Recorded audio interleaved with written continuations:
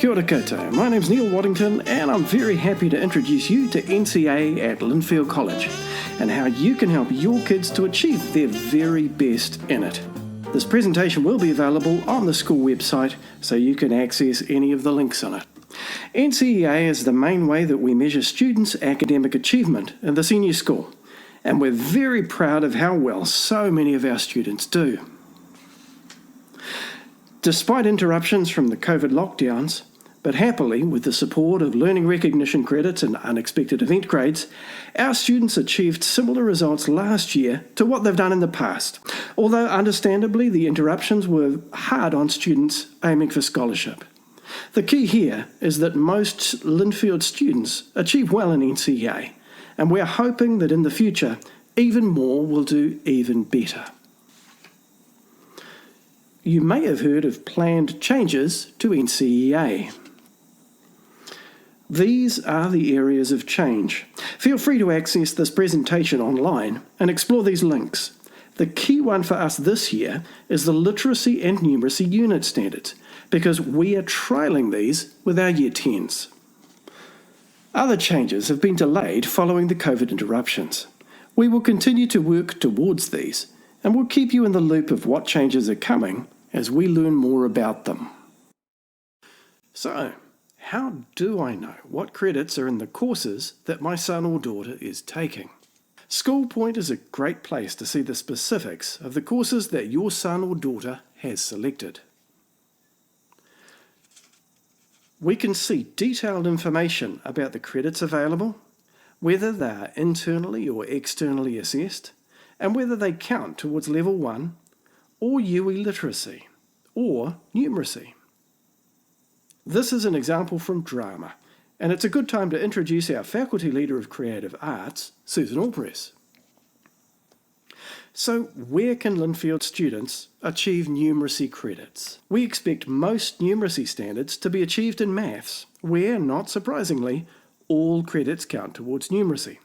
Ben Coop is the Maths Faculty Leader. We have different maths courses available at Year 11, supporting students whose main goal is to achieve numeracy through to students who wish to pursue maths as a key area of study in the future. The General Path Maths course leads to maths and stats at Level 2 and 3, but not calculus. Maths with externals is the most challenging maths course at Year 11 and leads to algebra, calculus and stats later in the school. For students whose main aim is to achieve numeracy at Year 11, there's the One Maths Numeracy course. If they find they're doing really well and would like to take maths at Year 12, they pathway into One MAT, the mainstream maths course in Year 12, and then they move to Two Maths or Stats in Year 13.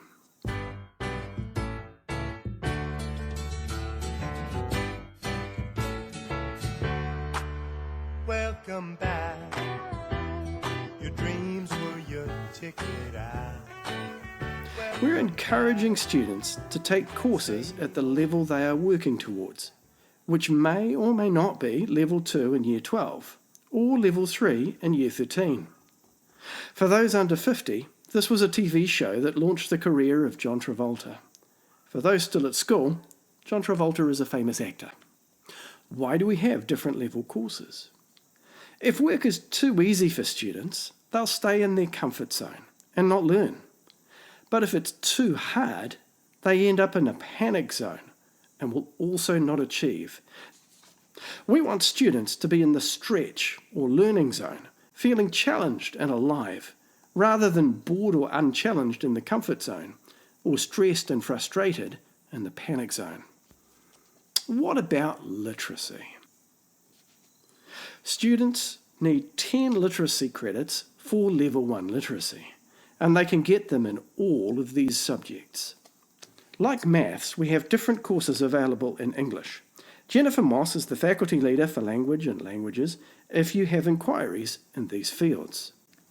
Students are required to take English in Year 12, and we have different courses available to cater for differing students' area of strength and interest. Key idea: how many credits do you get for understanding an idea?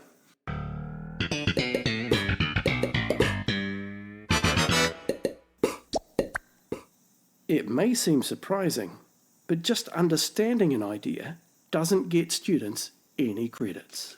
This is the solo taxonomy, and as you can see, unistructural, which is essentially understanding an idea, being able to define it, identify it, isn't achieved.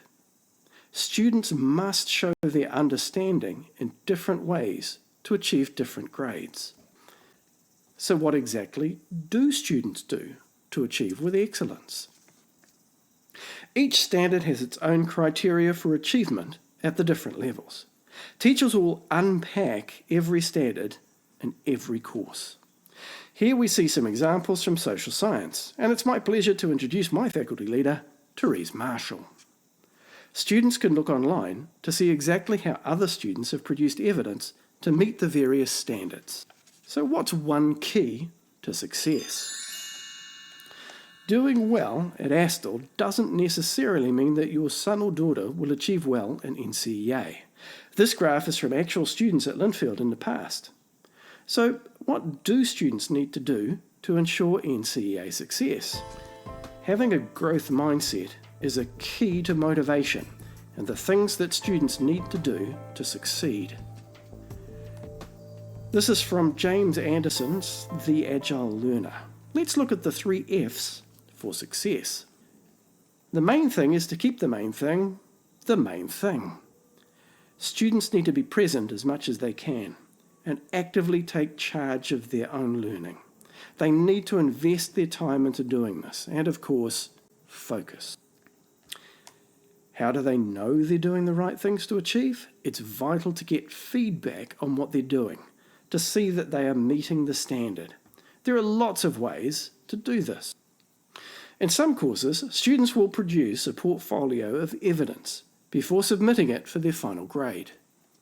The portfolio approach is used in a number of courses, particularly technology, which is ably led by faculty leader Sonia Wenzer. The 3rd F is possibly the most challenging, especially for young men. Deliberate practice, as explained here by Jeff Colvin in his hugely successful book Talent is Overrated. As hard work is not a lot of fun, but it's a key element in achieving at the highest level. So, what can my son or daughter do to deliberately practice? The NZQA site is a great source of information. Students can find previous year's external assessments, download them, and have a go themselves. It's really important for students to get feedback by checking the assessment schedule. The assessment report is also well worth a look. This is an example of an assessment schedule. These are the kinds of things that we can find in the achievement report. It identifies what students who have not done well tend to do and compares it to what students who've succeeded really well do. I've heard of course endorsement. What is that? 14 credits at excellence will get you an excellence endorsement in a course, and 14 credits merit or excellence gets you endorsed with merit.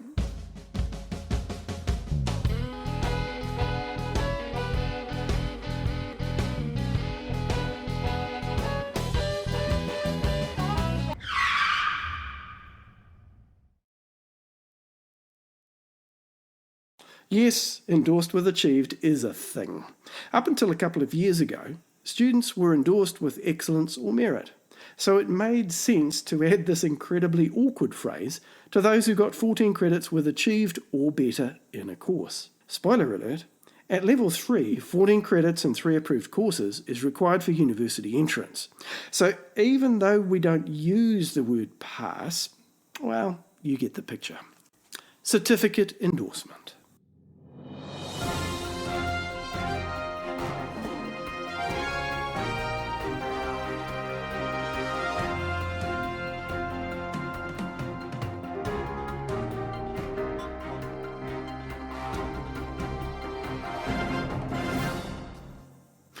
Shocking though the thought is, students should be thinking about what they are achieving this year to help prepare for next year.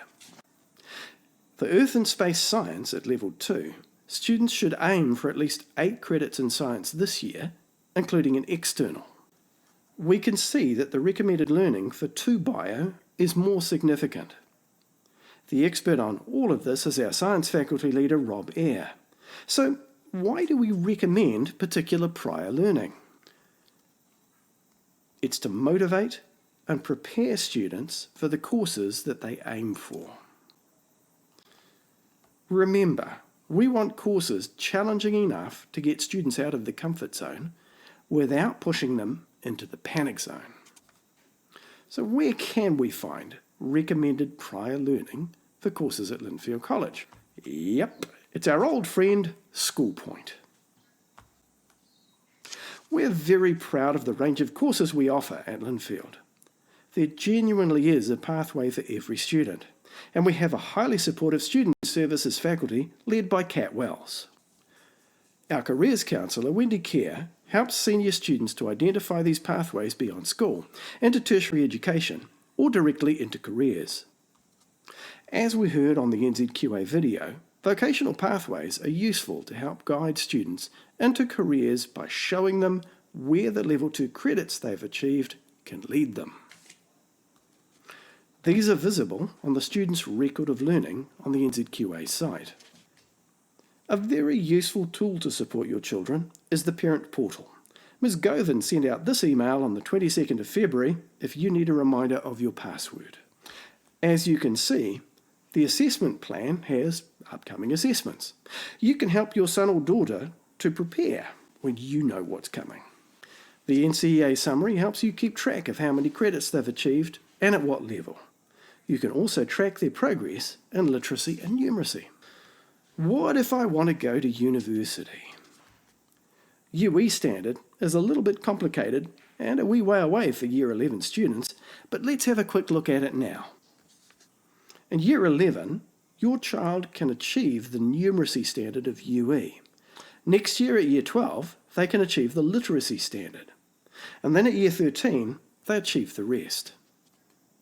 Does achieving UE standard mean that students can attend any university course? No. They should look at entry requirements. Here, we are looking at the University of Auckland, as they have some of the highest entry standards. Have you heard of Table A and Table B subjects at the University of Auckland? No, those are no longer a thing. Now the University of Auckland has clarified its entry requirements for guaranteed entry in their prospectus. As we can see, the guaranteed entry criteria is quite high for some courses, with students needing to achieve a lot with merit or excellence to get into engineering or medicine. But some students don't realise that other courses like nursing may also require merits and excellences, so it pays to do their homework. What if your son or daughter is not intending to go to university? Some training courses require certain standards in maths, English or science to sign up. For example, an apprentice electrician through EDCO. Esther Harvey helps students to sign up to Gateway to investigate courses in Year 12 as part of our student services team. Are you ready for the price? Yup. Free. For domestic students, NCEA is 100% free of charge. For international students, it costs $383.30 to enter NCEA, and then $102.20 per subject in scholarship. Let's gaze into our crystal balls to see what the future holds. Last year, with the extensive lockdowns, students were awarded learning recognition credits. Will they happen this year? Maybe. In a similar way, students last year could receive an unexpected event grade from evidence produced at school and didn't necessarily have to sit the external exam. Will it happen this year?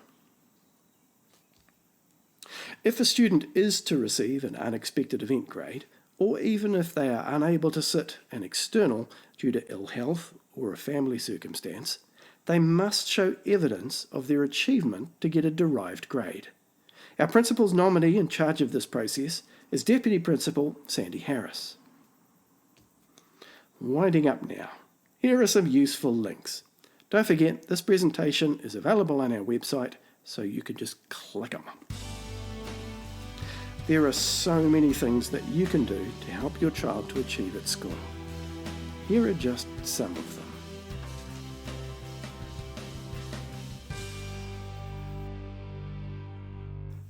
Thank you so much for making it this far. We wish you and your child the very best for this year and beyond.